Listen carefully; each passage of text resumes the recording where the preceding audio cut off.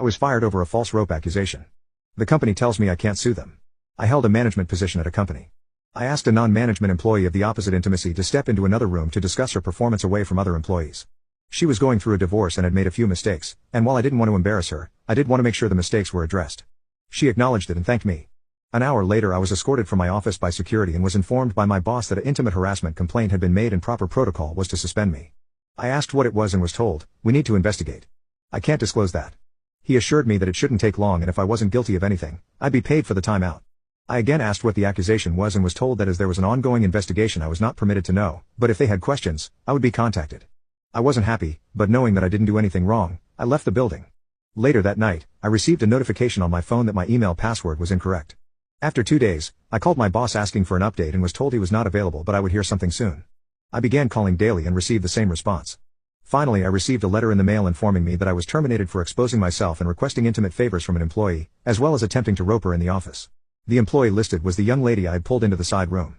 I immediately called up my boss and was told, he is unavailable, and said to say the matter is closed. My buddy, the IT guy, messaged me on Facebook asking what happened as he'd been told to deactivate my accounts. When I told him the whole story, he replied, "You took her into that room. Dude, there's a security camera in there. We keep some important stuff in there, so we always have the camera on." Sure enough, he pulls the footage and there I am, holding a pile of papers, pointing to them, and keeping my pants on the whole time, not approaching her and certainly not trying to rope her. I left a message for my boss that the alleged incident occurred in a room with surveillance and that I would be contacting an attorney and subpoenaing the video record. I received a call back 15 minutes later asking me to please participate in a phone conference with him and HR. The conference went as expected. They didn't realize it had occurred in a room with surveillance. They have a zero-tolerance policy that they have to enforce. You can't be too careful in this day and age. They regret that this didn't come to light sooner. They've already replaced me, and as it wouldn't be fair to terminate my replacement as she's done nothing wrong, they don't have a job to offer me back. However, as a gesture of goodwill, they're going to pay me through my suspension, change my file so it reads that I voluntarily resigned, and provide me with a good reference. I replied that wasn't acceptable. They made a false accusation against me, withheld vital information that I could have easily refuted, refused to take my calls, and completely failed in their own investigation by not checking video footage that would have immediately exonerated me. They asked what I thought would be fair. I told them they could immediately terminate the employee who made the accusation and either give me my job back or pay me out 1 year's salary in addition to what was offered. My boss said that he could not discuss another employee with me, and that neither of those options are feasible. The only options I have are what he already offered.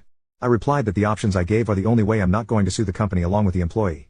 My boss replied that I signed an agreement when I was first hired saying I would take all disputes through arbitration and that I waived my right to sue the company.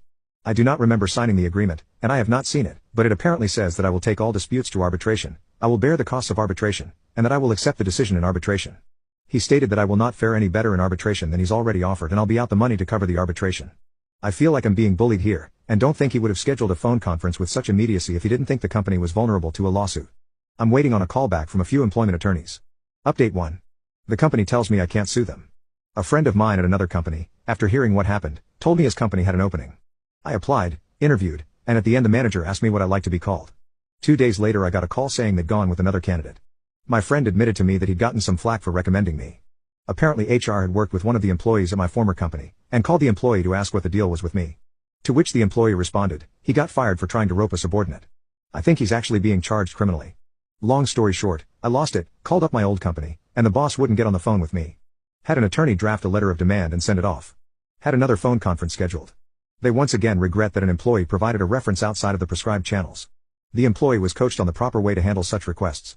My attorney informed them that in addition to wrongful termination, we would be adding defamation to our complaint against them. They insist that they have not broken any laws and they cannot control the actions of an individual employee who went against company policy. So we're at an impasse there. Either I move ahead against them, or I walk away. At this point I'm ready to drag this through court. I tried to take the high road and go elsewhere, but they're regretting a lot that they've done to me without any action to correct it. Oh. I almost forgot, they also sent me a packet of papers.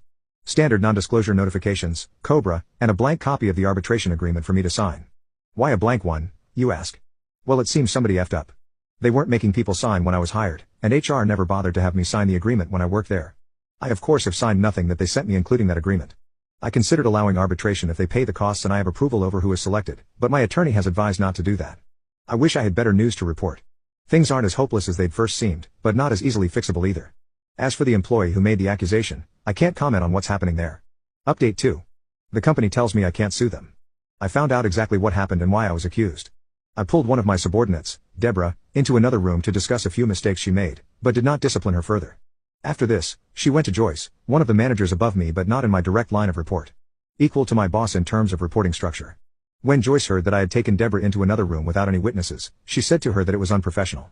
Apparently her exact words were, you could accuse him of being inappropriate with you, and I would have no choice but to believe you.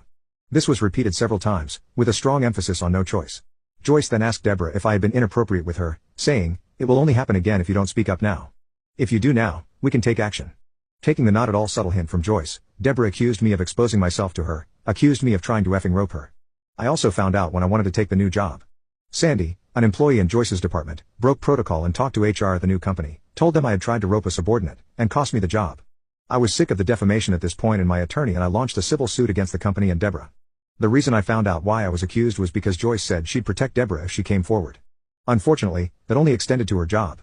So when Deborah was named individually in this suit, the corporation told her they would not be providing her an attorney. After realizing that she'd be putting her house up for collateral, she was all too willing to throw Joyce under the bus. Joyce went to Paul, the IT guy, who was one of her reports and gave him a list of footage to be procedurally wiped as part of an archive clearout. He pointed out that the incident with me was on that list and part of an ongoing investigation. Joyce told him that it was no longer needed and to go ahead and wipe it. He refused, citing the fact that it would still be requested in the event that the suit moved forward. She told him to pack his things as he was being terminated for insubordination. He called the company attorney and informed her what had happened. The aftermath: several things happened at once, so I'll try to keep them as chronological as I can. Deborah's attorney contacted mine stating that, conditional on me dropping the suit, she would admit that she lied and explain what went on behind the scenes. Dana, the company attorney, got the call from my attorney with the details from Deborah shortly after she finished talking with Paul about him being terminated for refusing to destroy evidence. Deborah and Joyce were terminated for cause that day.